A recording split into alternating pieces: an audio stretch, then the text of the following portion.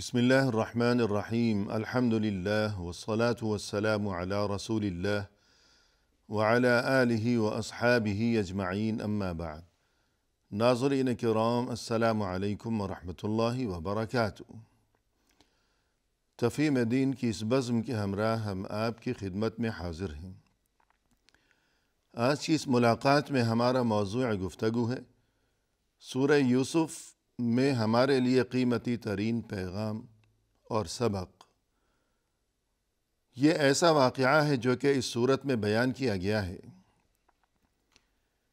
کہ جس کے لیے خود قرآن کریم میں اللہ عز و جل کی جانب سے احسن القصص یعنی بہترین قصہ کے الفاظ وارد ہوئے ہیں،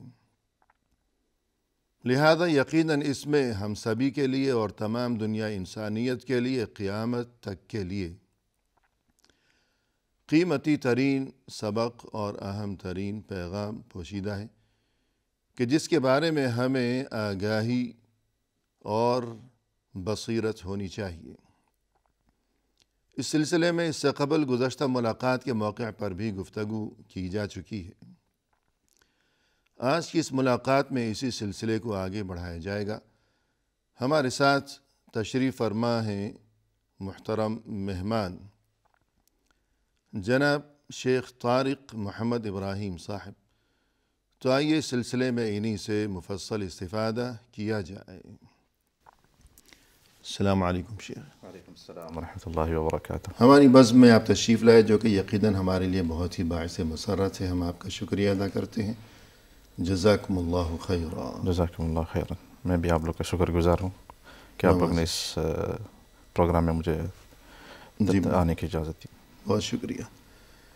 سورہ یوسف میں ہمیں جو بہت سے قیمتی سبق ملتے ہیں، تو ان میں سے ایک اہم ترین چیز جس کا تذکرہ ضروری ہے وہ ہے اقتصادی منصوبہ بندی کی ضرورت و اہمیت۔ سورہ یوسف کی روشنی میں ارشاد فرمائیے گا۔ الحمدللہ والصلاة والسلام علی رسول اللہ صلی اللہ علیہ وسلم۔ سورۃ یوسف میں بہت سارے اسباق ہیں جو جن میں سے چند گزر گئے اور چند آنے والے ہیں۔ ایک بہت اہم ترین سبق اس میں ہے اقتصادی منصوبہ بندی۔ قرآن ہمیں ایک منہج دکھاتا ہے اور بتاتا ہے کہ کس طرح اللہ تعالیٰ کے نبی نے ایک پورے ملک کو اللہ تعالیٰ کے فضل و احسان سے ایک بہت بڑی مصیبت سے بچایا، بلکہ صرف مصر کے ملک کو نہیں، آس پاس کے جو شام کے ملک تھے وہاں سے بھی لوگ غلہ لینے مصر آتے تھے، اور یہ سب اللہ تعالیٰ کے احسان کے بعد اس نبی کی کرامات اور ان کے جو علم سے جو استفادہ کیا اس کے بدولت یہ سب چیزیں ہوئے۔ تو اس اقتصادی منصوبہ کی شروعات جو ہے بادشاہ کی خواب سے ہوتی ہے۔ بادشاہ نے جب جو خواب دیکھا جس میں انہوں نے اپنے درباریوں کو کہا کہ وقال الملک انی ارى 7 بقرات سمان، کہ اپنے درباریوں کو کہا جن میں بہت سارے نجومی بھی تھے کہ میں نے 7 موٹی گائیں دیکھے جنہیں 7 دبلی پتلی گائیں کھا رہے ہیں، اور پھر کہا کہ میں نے 7 ایسے گندم کے خوشے دیکھے یا بالیاں دیکھیں سرسبز، اور 7 اور چند اس طرح بالیاں تھیں جو کہ خشک تھے۔ تو اس کی تعبیر انہوں نے اپنے درباریوں سے پوچھا، انہوں نے جواب میں کہا کہ اضغاث احلام وما نحن بتأویل الاحلام بعالمین، اس طرح کے پریشان کن احلام کو ہم اس کا تعبیر نہیں کرتے اور نہیں جانتے ہم۔ یعنی ایسے پریشان کن قسم کے خیالات ہیں اور اس میں کوئی ایسی بات نہیں ہے، ایسی بات پریشان ہونے کی بات کوئی نہیں ہے۔ یہاں پھر وہ جو شخص تھا یوسف علیہ السلام کے ساتھ جیل میں، جس کو یوسف علیہ السلام نے جس نے خواب دیکھا تھا، اور یوسف علیہ السلام نے کہا تھا کہ آپ واپس نکل جائیں گے جیل سے اور بادشاہ کی خدمت کریں گے۔ یعنی تعبیر یہ بتائی تھی، جی، تعبیر اس قیدی کے اس خواب کی۔ صحیح۔ تو سبحان اللہ وہ ویسے ہی واقع ہوا اور وہ بادشاہ کی خدمت میں تھا، اور وہاں اس شخص کو یاد آیا کہ یوسف علیہ السلام نے کہا تھا کہ جب تم جیل سے نکلو تم میرا ذکر بادشاہ کے آگے کرنا۔ یعنی بادشاہ کو یاد دلانا کہ یوسف وہاں بے گناہ پڑا ہوا ہے۔ جی بالکل، قید میں۔ بالکل۔ تو اتنے عرصے تک اسے یاد نہیں آیا تھا، لیکن جب بادشاہ نے وہ خواب دیکھا تو یہاں اسے یاد آیا، اور انہوں نے بادشاہ کو بتایا کہ اس کی تعبیر یوسف علیہ السلام کر سکتے ہیں، تو میں جاتا ہوں یوسف علیہ السلام کے پاس اس کی تعبیر پوچھنے۔ جی تو جب وہ تعبیر پوچھنے گئے تو یوسف علیہ السلام نے اس کی تعبیر کی صحیح، اور کہا کہ 7 موٹی گائیں جو ہے وہ سرسبز موسم اور بہار کے موسم ہوئیں گے جی جس میں غلہ اگے گا، صحیح، اور 7 سوکھے گائیں یا 7 دبلی پتلی گائیں وہ 7 سال ہوں گے جس میں غلہ نہیں اگے گا، جی یعنی قحط ہوگا، قحط ہوگا، بالکل خشک سالی ہوگی، بالکل، نہ بارش ہوگی اور نہ زمین سے صحیح، کچھ پیداوار ہوگی۔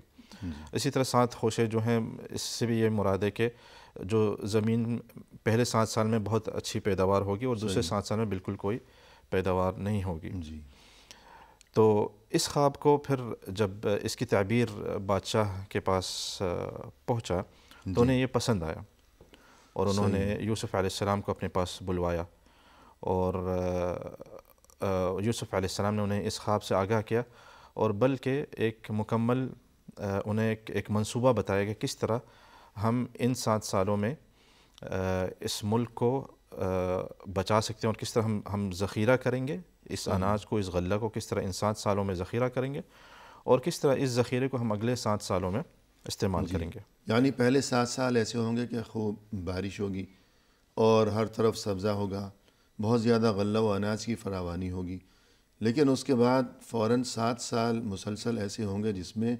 انتہائی گویا کہ قحط ہوگا، کوئی غلہ و اناج نہیں ہوگا، خوراک کی قلت ہوگی۔ تو اب یہ پہلے جو 7 سال ہیں ان میں جو کچھ بہت زیادہ فراوانی ہوگی تو اس کو کیسے بچا کر رکھنا ہے، صحیح، تاکہ اس کے بعد جو خشکی کے اور قحط کے 7 سال آئیں گے تو ان میں ہمیں پریشانی کا سامنا نہ ہو۔ صحیح، ایسا نہ ہو کہ پہلے 7 سالوں میں جو فراوانی ہے تو اسے اپنی غلط منصوبہ بندی کی وجہ سے فضول اڑا دیا جائے، ضائع کر دیا جائے، اور بعد میں جب ضرورت ہوگی تو اس وقت کہیں پریشانی نہ ہو جائے۔ صحیح، اسی لیے اسی چیز کو بیان کرتے ہوئے اللہ تعالیٰ نے قرآن میں یوسف علیہ السلام کی زبان پہ فرمایا، قال تزرعون 7 سنین دأبا، کہ آپ 7 سال جو ہیں غلہ اگائیں گے، اور یہاں مقصد یہ کہ آپ عام 7 سالوں کی طرح اس بار غلہ نہیں ہوں گے، آپ زیادہ کوشش کریں کہ غلہ زیادہ اگے۔ صحیح ہے، فما حصدتم فذروه في سنبله الا قليلا مما تاكلون، تو جو غلہ کاشت کر جی کٹائی کی جائے گی، کاشت کر لی جائے گی، جی اسے آپ اپنے ہی خوشے میں یا بالی میں رہنے دینا تاکہ وہ محفوظ رہے، اور تھوڑا کھانا، صحیح ہے، تھوڑا سا اس میں سے کھانے کے لیے لے لینا، جی، باقی جتنا اناج ہے اس کو اس کے خوشو میں ہی، یعنی دانے کو اس میں اندر ہی رہنے دیا جائے، جی، اس لیے کہ اگر باہر نکال لیا گیا تو شاید وہ موسمی اثرات کی وجہ سے شاید کہیں خراب نہ ہو جائے، خراب ہو جائے گی، جی۔ پھر اسی طرح تو یہ بھی گویا کہ ایک منصوبہ بندی کا حصہ ہے، اس میں آپ دیکھیں کہ انہوں خود نے ہی بتا دیا جی کہ ان دانوں کو اس کے جو خوشے ہیں ان میں سے باہر نہیں نکالنا، صحیح، تاکہ وہ اصلی حالت میں محفوظ رہ سکیں۔ محفوظ رہ سکے۔ اسی میں آپ دیکھیں گے تو یہیں سے ہمیں معلوم ہو جاتا ہے کس طرح یوسف علیہ السلام نے زمین کو، جس طرح کہا جاتا ہے آج کل، انویسٹ کیا، اور جس طرح کہ زمین کو کس طرح استعمال کیا، اس چیز سے فائدہ اٹھایا، کس طرح اس میں غلہ اگایا، اور کس طرح اس کے حفاظت کے لیے انہوں نے ایک منصوبہ بنایا، اس کو اپنے خوشے میں رکھا، اور اس کے لیے خاص جگہ بنائے، بڑے گودام بنائے، اسٹور اور گودام وغیرہ بنائے گئے، صحیح ہے، تو یہ سب ان کے اس منصوبہ بندی کا حصہ ہے۔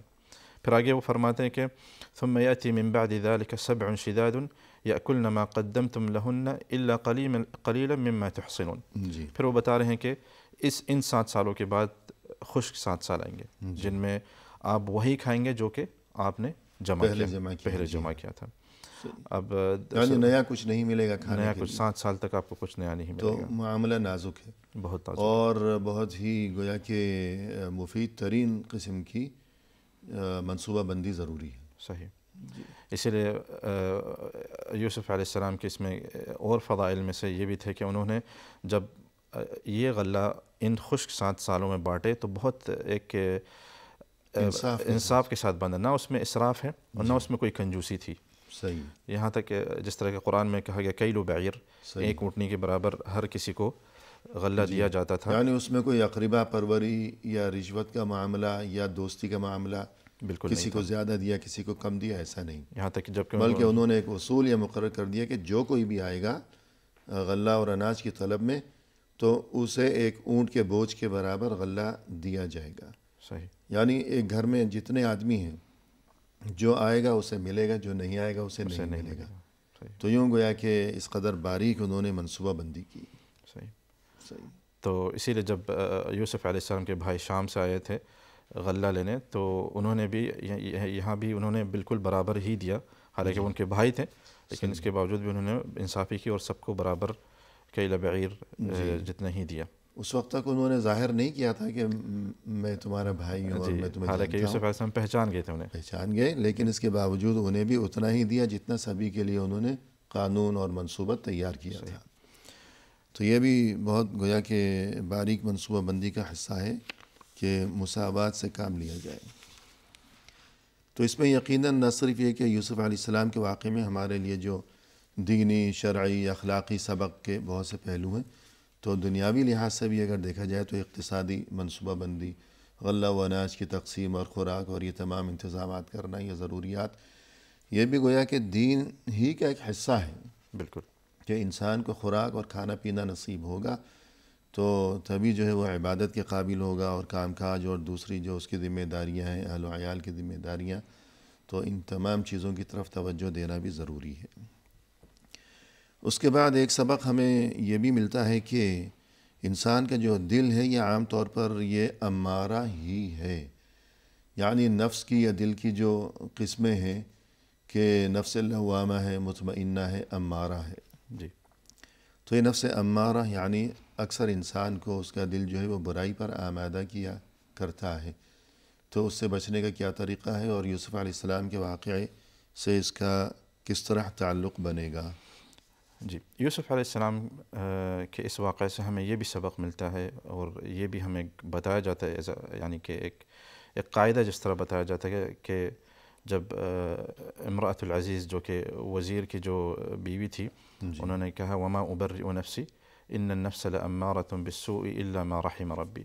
اور یہ قول یوسف علیہ السلام کا نہیں، یہ امرأۃ العزیز کا قول ہے، کیونکہ اس وقت یوسف علیہ السلام جیل میں تھے، اور آیات کے جو سیاق ہیں اگر پڑھیں تو یہ امرأۃ العزیز کی ہی باتیں ہیں. اور کیونکہ یوسف علیہ السلام کا دامن جو اس وقت پاک ہو چکا تھا اس الزام سے، تو یہاں ان کی پاک دامنی ثابت ہو چکی تھی. جی. تو یہاں اس سے یہ معلوم ہوتا ہے کہ انسانی نفس جو ہے یہ مستقل طور پہ، متکرر طور پہ آپ کو غلط راہ کی طرف آمادہ کرے گی. جی.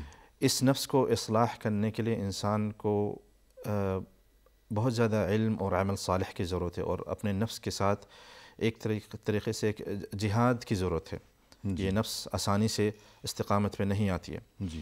اسی لیے آپ دیکھیں کہ جس طرح کہا جاتا ہے کہ نفس جو ہے ایک بچہ جیسا ہے، مانگتا رہتا ہے. اگر آپ نے اس کو روکا نہیں، اس کی اس خواہشات کو کاٹا نہیں، تو آپ کو ہمیشہ وہ اسراف کی طرف اور محرمات کی طرف، اور جہاں آپ نے اسے چھوڑ دیا تو ایسا راستہ اختیار کرے جس سے وہ واپس نہیں آ سکے گا. جی. یعنی جس طرح بچہ ہے، اگر اسے زبردستی روٹی نہیں کھلائی جائے گی تو وہ ساری عمر دودھ ہی پیتا رہے گا.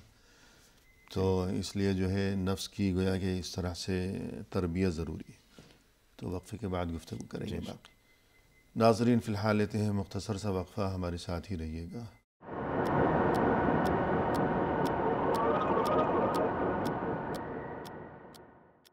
ناظرین وقفے کے بعد ہم حاضر خدمت ہیں. آئیے سلسلے گفتگو کو آگے بڑھایا جائے اپنے محترم مہمان کی زبانی. شیخ، وقفے سے قبل جیسا کہ آج کی اس ملاقات کا موضوع ہے یوسف علیہ السلام کے واقعے میں ہمارے لیے قیمتی پیغام اور سبق، ایک تذکرہ آپ نے یہ فرمایا کہ اقتصادی منصوبہ بندی، یعنی اس میں ہمارے لیے یہ سبق ہے کہ ہر کوئی اپنی جیب اور اپنے بجٹ کو دیکھ کر چلا کرے، ورنہ یہ کہ پریشانی ہوگی. جب پریشانی ہوگی، مالی پریشانی ہوگی، تو انسان شاید اس کا دین بھی متاثر ہو، اس کا اخلاق بھی متاثر ہوگا. جی.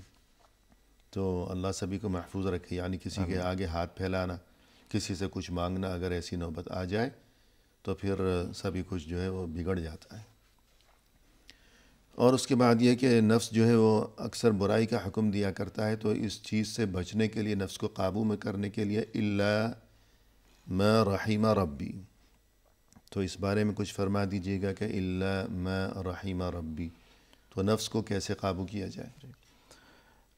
نفس پہ اگر اللہ تعالیٰ کا خاص فضل ہوگا تبھی آپ اسے قابو کر سکیں گے، کیونکہ جی عام طور پہ نفس جس طرح کی اس آیت میں کہا گیا ہے کہ وہ آپ کو غلط راہ کی طرف لے جائے گی، صحیح، اور امارہ جو ہے صیغت مبالغہ ہے کہ اس میں کثرت سے آپ کو غلط راہ کی طرف لے جائے گی، ماں جی سوائے اگر اللہ تعالیٰ آپ پہ خاص رحم اور فضل اور احسان تھا آپ کے جی نفس پہ، اور یہ فضل اور احسان کے لیے انسان کو محنت اور کوشش کرنی پڑے گی، اسے جی علم حاصل کرنا پڑے گا، اسے استقامت کے راہ اختیار کرنے پڑیں گے، اسے فتنوں کے مواقع سے دور ہونے پڑیں گے، اسے گناہ جہاں آسان ہے ان جگہوں سے دور ہونے پڑیں گے، اور یہ کہ اللہ سے توفیق اور مدد طلب کرنی ہوگی، کثرت سے۔ اللہ سے اپنا رشتہ مضبوط کرنا ہوگا۔ صحیح۔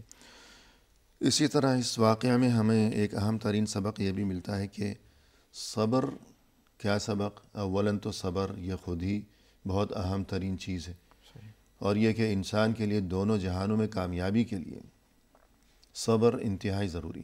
پھر صبر کے بھی مختلف مراتب ہیں، درجات ہیں، تو یوسف علیہ السلام کے بارے میں ہم دیکھتے ہیں کہ انہیں صبر کے یہ تمام مراتب نصیب ہوئے۔ بالکل۔ کس طرح؟ یہاں ہم اگر دیکھیں تو نوجوانوں کے لیے ایک بہت بڑا سبق ہے یوسف علیہ السلام کی کہانی میں، جی کس طرح انہوں نے فاحشہ سے کس طرح صبر کیا انہوں نے۔ جی تو یہاں ہم دیکھیں گے کہ جو دو اساسی قسم ہے صبر کے، جو کہ ایک اختیاری صبر ہے اور ایک اضطراری صبر ہے، جی اور جب ہم کہتے ہیں اختیاری صبر، اس سے مراد کہ یا اس سے پہلے ہم لوگ اضطراری صبر میں آ جاتے ہیں، ایسا صبر جسے انسان خود کرنا پڑے گا، یعنی مجبور ہے وہ کرنے پہ، اس صبر پہ یعنی مجبوری ہے کہ اس صبر کرنے کے علاوہ اور کوئی راستہ اور نہیں ہے۔ جی تو یوسف علیہ السلام نے اس صبر کو بھی مکمل کیا جب انہیں کنواں میں یعنی صبر تو کرنا پڑے گا، ایسی کوئی صورتحال ہے کہ صبر کیے بغیر کوئی راستہ نہیں ہے، لیکن فرق یہ ہے کہ ایک انسان جو اس موقع پر اگرچہ صبر تو کر رہا ہے کہ اور کوئی راستہ ہی نہیں ہے، لیکن شکوہ کر رہا ہے تقدیر کے خلاف، اللہ کے خلاف، نعوذ باللہ۔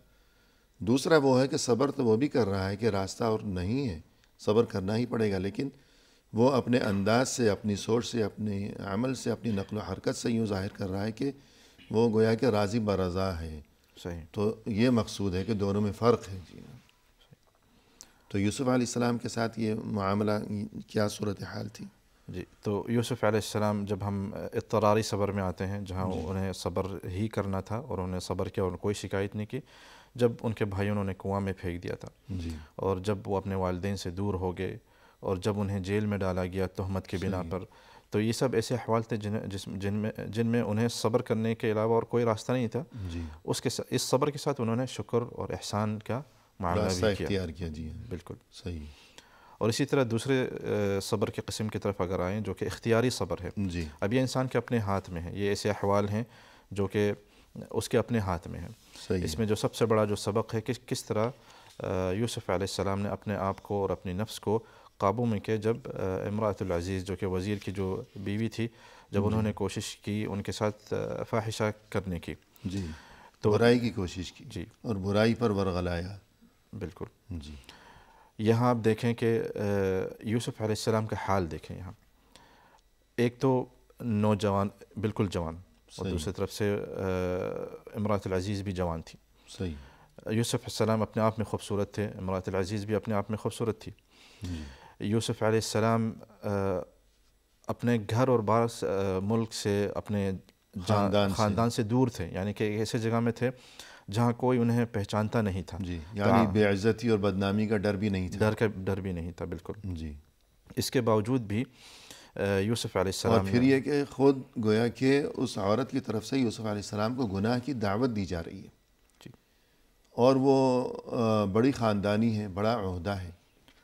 یعنی ہوتا یہ کہ بعض اوقات انسان ڈرتا ہے کہ اگر میں نے فلاں کی طرف کوئی دست درازی کی کوشش کی تو ایسا نہ ہو کہ میں کسی مصیبت میں پھنس جاؤں، لیکن یہاں بالکل برعکس معاملہ تھا بالکل کہ یہ دست درازی کی کوشش جو ہے یوسف علیہ السلام کی طرف سے نہیں تھی، بلکہ خود اس عورت کی طرف سے انہیں برائی کی دعوت دی جا رہی تھی اور مجبور کیا جا رہا تھا اور بڑی وہ حیثیت والی گویا کہ وہ خاتون تھی کہ وزیر کی بیوی ہے یا بادشاہ کی بیوی ہے. عزیز کا لفظ جو ہے بعض نے کہا وزیر بعض نے کہا بادشاہ, کہ اس زمانے میں مصر کا جو کوئی بھی بادشاہ ہوا کرتا تھا اسے عزیز مصر کے نام سے یاد کیا جاتا تھا.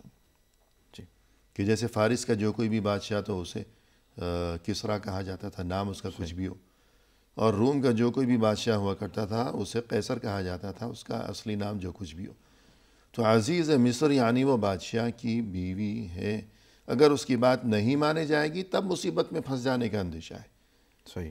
تو گویا کہ یوں ایسی نازک ترین صورتحال ہے, لیکن اس کے باوجود تمام تر مواقع میسر ہونے کے باوجود, برائی کی رغبت اور موقع ہونے کے باوجود, نوجوانی کی عمر ہونے کے باوجود, یوسف علیہ السلام نے اس چیز سے خود کو روکا, اس برائی سے صبر کیا. یہ صبر ہے اختیاری, یعنی اپنے آپ کو روکنا. اگر وہ چاہتے تو نہ روکتے صحیح, اور مبتلا ہو جاتے خدا نخواستہ.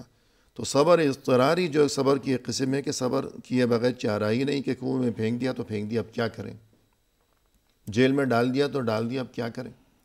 سبھی سے لڑ تو نہیں سکتے, لیکن وہاں بھی صبر کیا کہ کوئی شکوہ وغیرہ نہیں ہے تقدیر کے خلاف, اللہ کے فیصلے کے خلاف.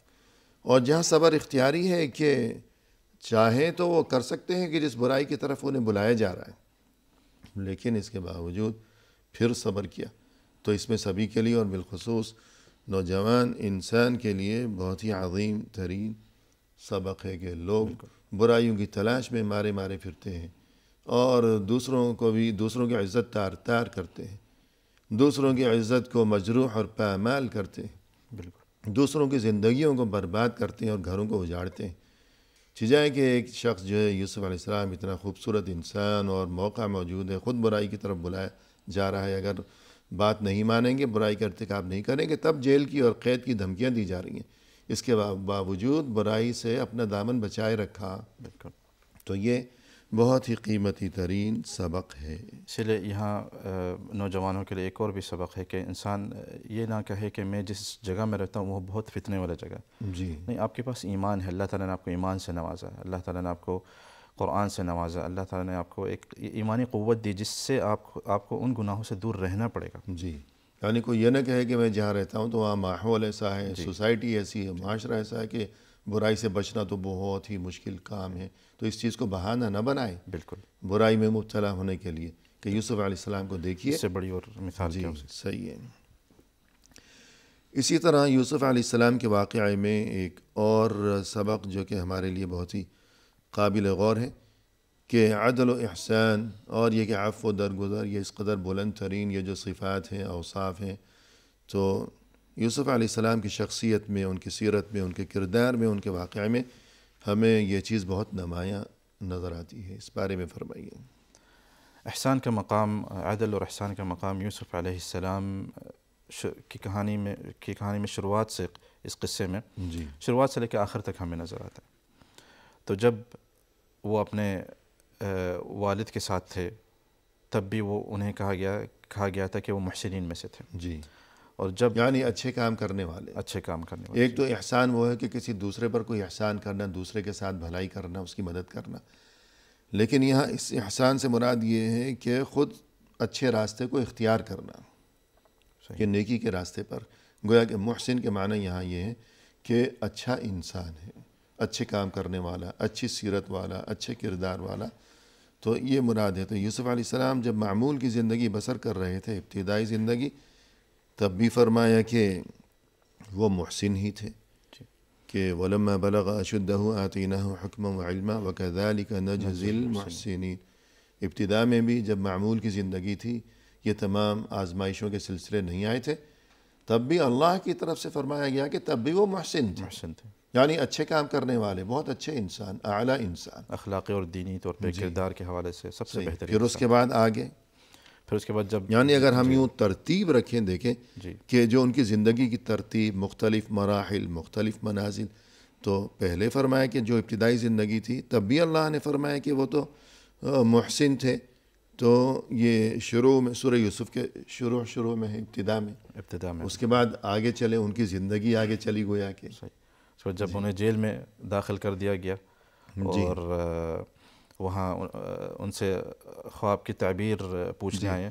یعنی جب ان کی جو معمول کی زندگی تھی وہ تبدیل ہو گئی، حالات بدل گئے. اب وہ جیل میں ہیں، مظلوم ہیں، بے بس ہیں، مجبور ہیں، بڑی مشکل کا زمانہ ہے. لیکن جیل میں اتنا مجبور بے بس انسان، تب بھی اللہ نے فرمایا کہ وہ تب بھی محسن ہے. نبئنا بتأویلہ انا جی ہاں، نراک من المحسنین. یہ آیت نمبر 36، یعنی آگے بڑھ گیا تھوڑا معاملہ، تب بھی وہ محسن ہی ہے. اور اس کے بعد آگے، اور اس کے بعد پھر جب ان کے بھائی ان کے پاس آتے اور وہ انہیں پہچان جاتے ہیں اور ان سے مدد مانگنے آئے، اناج مانگنے آئے، غلہ مانگنے آئے. خشک سالی کے قحط کے زمانے میں، اور یوسف علیہ السلام بادشاہ ہیں.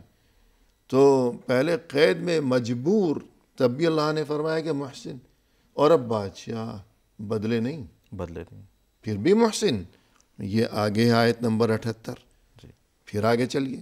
یہاں بھی آیت نمبر 78 میں بھی انہوں نے کہا انا نراک من المحسنین. جی. پھر اگر اور آگے جائیں تو انہوں نے جب اپنے بھائیوں کو معاف کر دیا، صحیح، کوئی انتقام نہیں لیا، کوئی سزا نہیں کی. حالانکہ بھائیوں کا جرم جو ہے وہ کتنا بھیانک تھا، بہت بڑا تھا، بھیانک. بے گناہ اپنے چھوٹے بھائی کو، معصوم بچے کو، بہت ہی کم سن تھے، کنویں میں اٹھا کر پھینک دیا. صحیح. بھائی کے ساتھ ظلم، اللہ کو ناراض کیا، اپنے والد کو پریشان کیا، اس قدر انہیں اذیت پہنچائی، جو کہ نبی تھے، کوئی عام حالانکہ نبی تھے. اس کے باوجود یوسف علیہ السلام نے انہیں معاف کر دیا. تب بھی اللہ نے فرمایا کہ محسن. سبحان اللہ. یہ آگے، من یتقی جی ہاں، ویصبر فإن اللہ لا یضیع اجر المحسنین. یہ آیت نمبر 90، یعنی ابتدا سے سورہ یوسف میں آیتیں آگے بڑھتی جا رہی ہیں. یوسف علیہ السلام کی زندگی آگے بڑھتی جا رہی ہے، آیتوں کے نمبر بڑھتے جا رہے ہیں، اور ہر جگہ فرمایا کہ محسن ہے. شروع میں جب کچھ بھی نہیں ہوا تھا، معمول کی زندگی گزار رہے تھے، تب بھی محسن اللہ نے فرمایا. پھر جب جیل میں انتہائی مجبوری، بے بسی، پریشانی، دکھی انسان، تب بھی محسن، بدلے نہیں. پھر جب بادشاہ بن گئے، پھر بھی محسن تھے. اپنے بھائیوں کو معاف کر رہے ہیں قدرت کے باوجود، تب بھی محسن. تو سونا ہمیشہ سونا ہی رہتا ہے. کچھ بھی ہو جائے بدلے گا نہیں. لوہا لوہا ہی رہے گا. آپ اسے قیمتی الماری میں اٹھا کر رکھ دیں، جہاں مرضی رکھ دیں، اسے آپ دھوتے رہیں، اس پہ سونے چڑھاتے رہیں، وہ لوہا ہی رہے گا، بیکار. سونا سونا رہے گا. اگرچہ آپ اسے کہیں اٹھا کے گٹر میں، کچرے میں ڈال دیں، پھر بھی وہ سونا ہے، وہ قیمتی ہی رہے گا. تو یہ معاملہ ہے. تو اس کے بعد جو ہے وقفہ لیں گے فی الحال انشاءاللہ. ناظرین کرام، فی الحال لیتے ہیں مختصر سا وقفہ، ہمارے ساتھ ہی رہیے گا.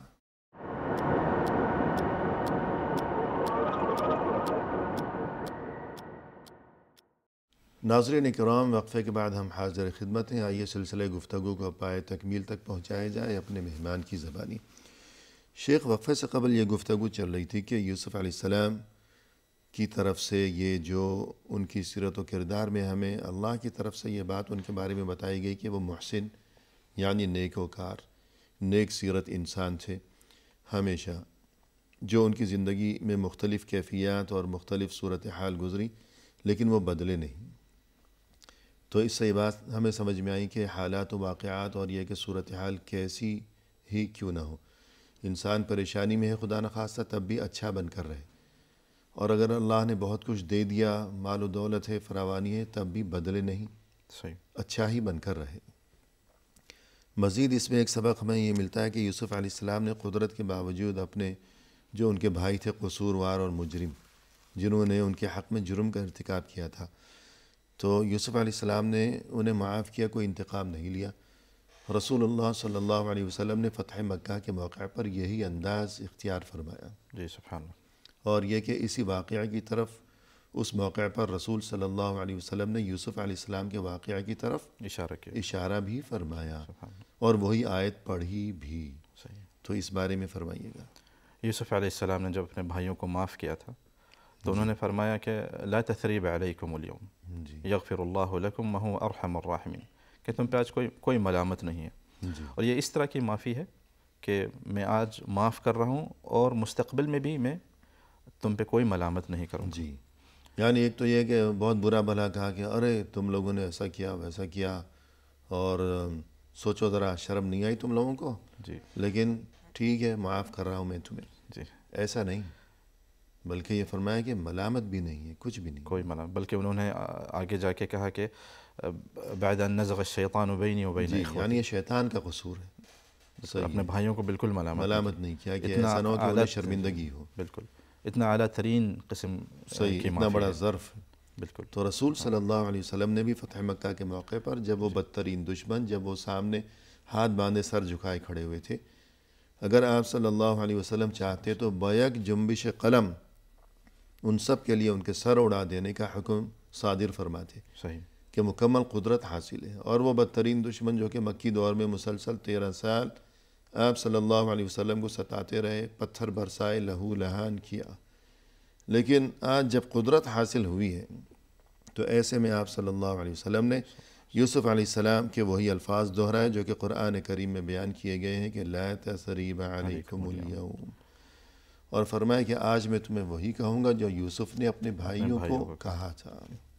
انبیاء علیہ السلام کی صفات تقریباً آپ ایک ہی جیسے ملیں گے. جی ہاں.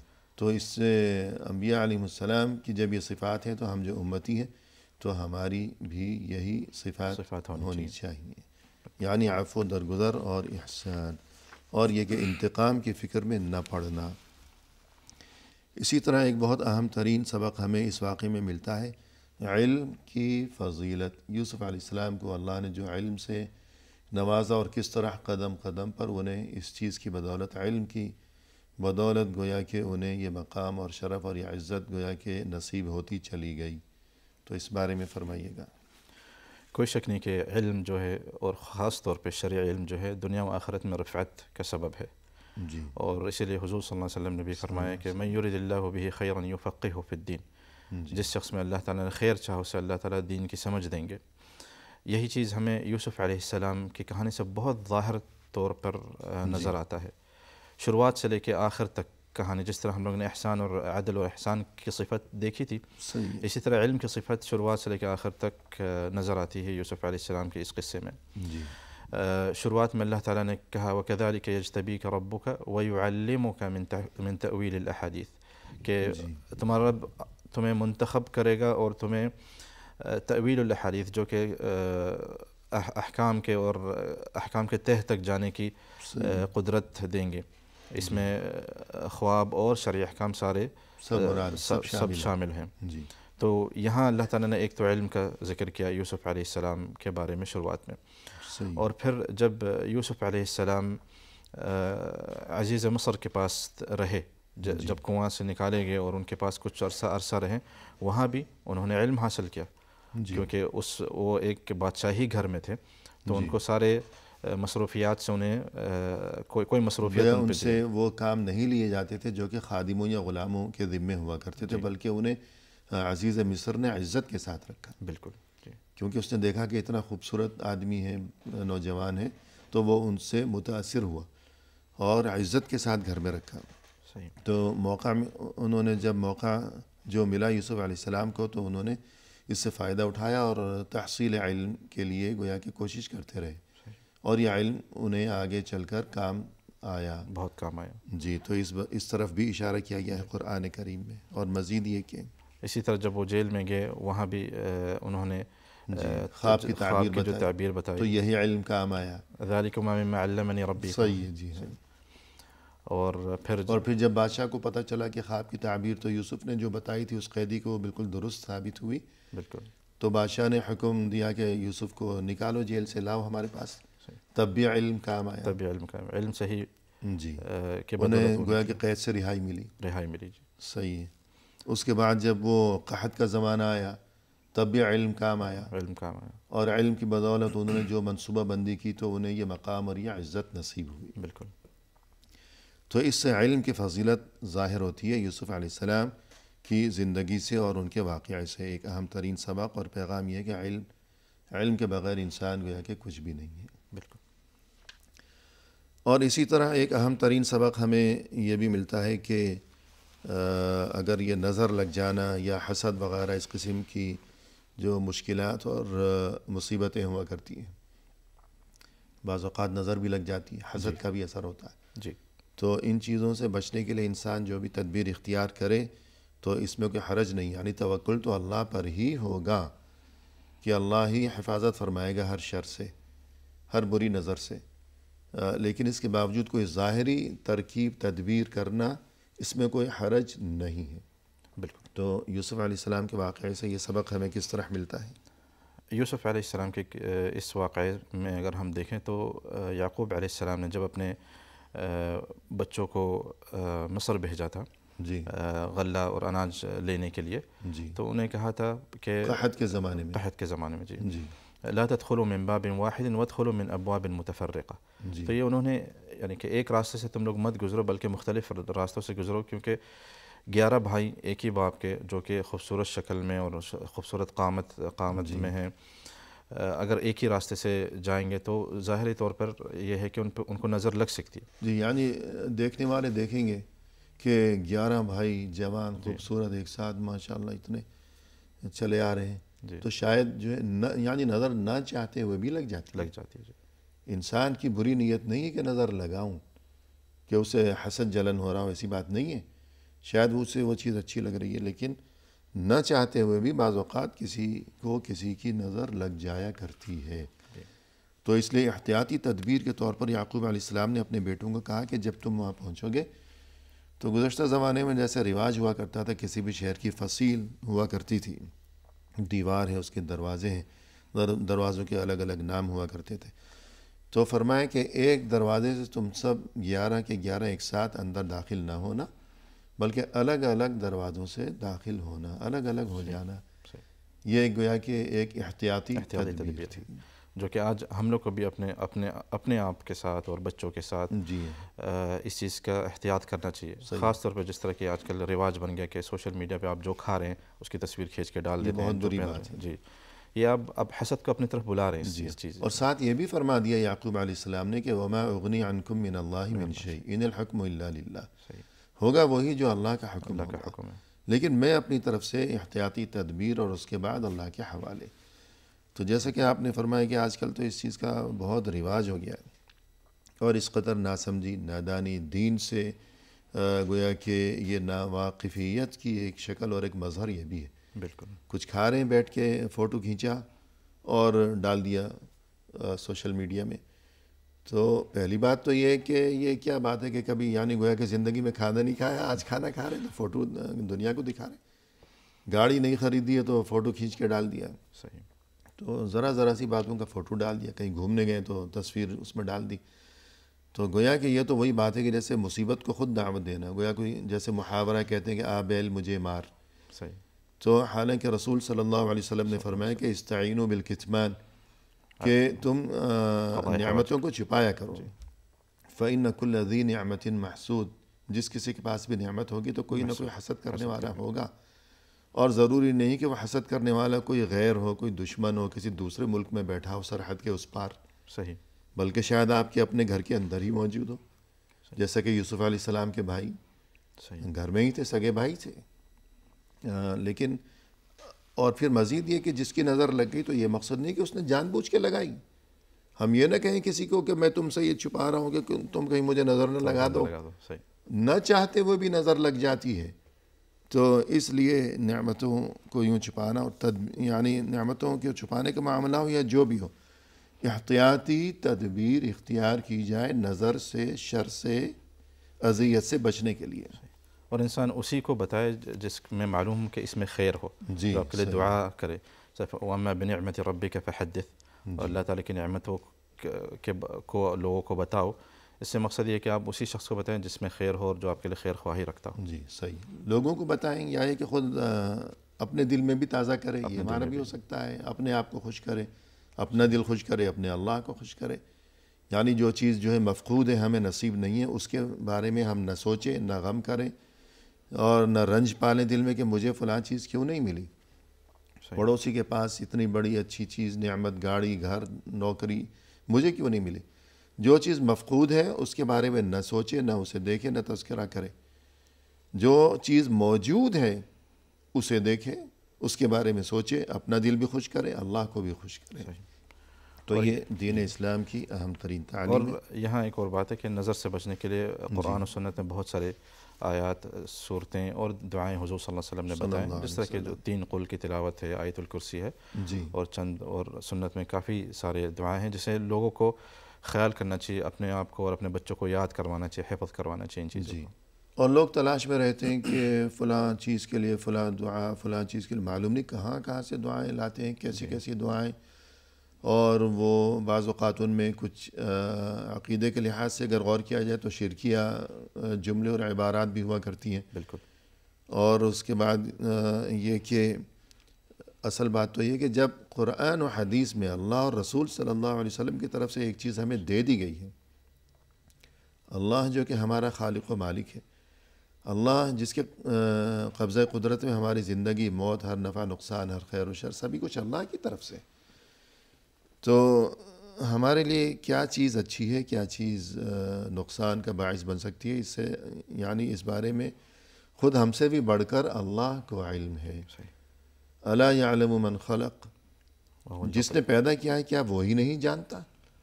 وہو اللطیف الخبیر، تو وہ باریک بین ہے، باخبر ہے۔ تو جس نے پیدا کیا ہے خود ہم سے بھی زیادہ ہمارے بارے میں اللہ زیادہ جانتا ہے، اس لیے کہ اللہ ہمارا خالق ہے، اس کا علم کامل ہے، ہم مخلوق ہیں، ہمارا علم ناقص ہے، نامکمل ہے۔ تو پھر اللہ اور رسول صلی اللہ علیہ وسلم کی طرف سے جو دعائیں ہیں وہ ہمیں کیوں اچھی نہیں لگتی، وہ ہمیں کیوں پسند نہیں آتی؟ بلکہ لوگ ذاتی وظائف کی طرف چلے جاتے ہیں جو کہ لوگوں نے کیا اور خود بنا رکھے، ایجاد کر رکھے، اور اس کے بعد یہ کہ کبھی کوئی وہ دھاگا باندھ لیا، کبھی کھڑا پہن لیا، کبھی یہ کر لیا، کبھی وہ کر لیا، حالانکہ یہ اہم ترین طریقہ بتایا گیا ہے۔ پروگرام کے اختتام پر ہم تہہ دل سے آپ کا شکریہ ادا کرتے ہیں کہ آپ تشریف لائے اور آپ نے عمدہ اور مؤثر اور دلنشیں انداز میں ہماری اور ہمارے ناظرین کی رہنمائی فرمائی، لہذا جزاکم اللہ خیرا، جزاکم خیرا، آمین یا رب۔ اور اسی کے ساتھ محترم ناظرین، اختتامی موقع پر تہہ دل سے ہم آپ کا بھی شکریہ ادا کرتے ہیں کہ آپ نے ہمارا یہ پروگرام دیکھا، اور چونکہ یہ موضوع فی الحال نامکمل ہے لہذا آپ سے ہمارا یہ وعدہ رہا کہ انشاءاللہ جلد آئندہ ملاقات کے موقع پر یہی موضوع لیے ہوئے انہی محترم مہمان کی معیت میں ہم حاضر خدمت ہوں گے۔ اس وقت تک کے لیے اللہ کے حوالے، وآخر دعوانا ان الحمد للہ رب العالمین۔